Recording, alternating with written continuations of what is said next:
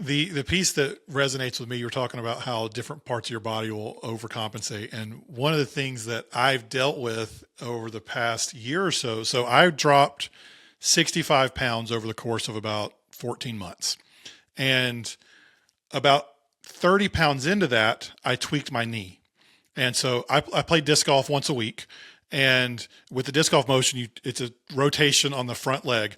And I thought it was because I was playing more. I was playing like twice a week at that point, and I thought it was because I was twisting a ton, and that was it. So I did what every good athlete does. I decided to rest it and give it a break. And so I stopped going to the gym for a little while, and I finally got in with the orthopedic and got the MRI. Nothing showed on the MRI. And I'm probably 6 to 8 weeks in at this point, wondering why my knee's not getting any better.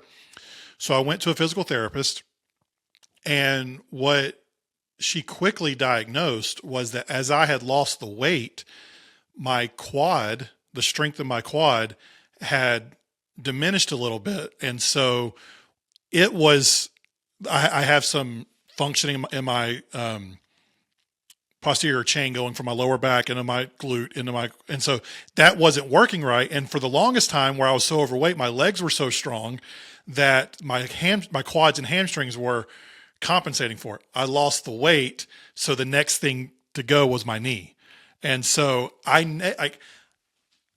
been around sports my entire life. I thought I twisted my knee, and I'm sure that I've got a torn MCL, when in reality it was my body was compensating in a way that I just didn't know.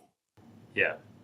Yeah, we see that, and I think your response is, it's the old sort of treatment for everything was RICE, rest, Yeah. ice, compression, elevation, and the reality of it is what I started realizing a number of years ago. I was with a training group in Boulder, Colorado, doing a bunch of endurance training at the time, and what I saw there was this group of Japanese marathoners that were training in Boulder.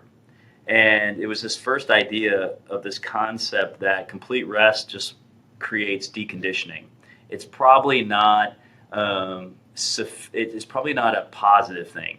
As I rested, that quad strength, it was 3 months of no training. So the Yeah, problem was getting worse. it was getting worse, and you see that, and so what you try to do is reduce activity. I would say, rather than rest it, the right idea is to reduce activity and then pinpoint the areas that may be predisposing you to the underlying injury you're trying to address, and that's really what we've really pivoted and started doing, is instead of resting people, try to reduce their activity, reduce the stimulus that's there that's causing the problem, and then address areas that might be predisposing that particular injury pattern to begin with. So really, it's pretty unusual now in my practice to tell people to rest.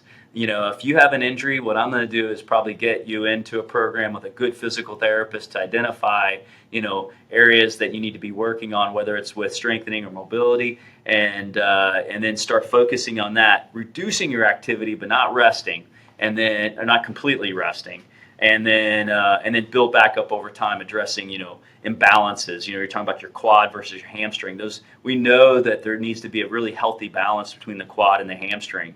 If your hamstrings are really weak, it overloads your quad and so forth. And so again, it's really that idea of not resting, but reducing activity, and then trying to figure out areas that you can that might be deficits in your strength or mobility, predisposing you to as a setup for one of those injuries.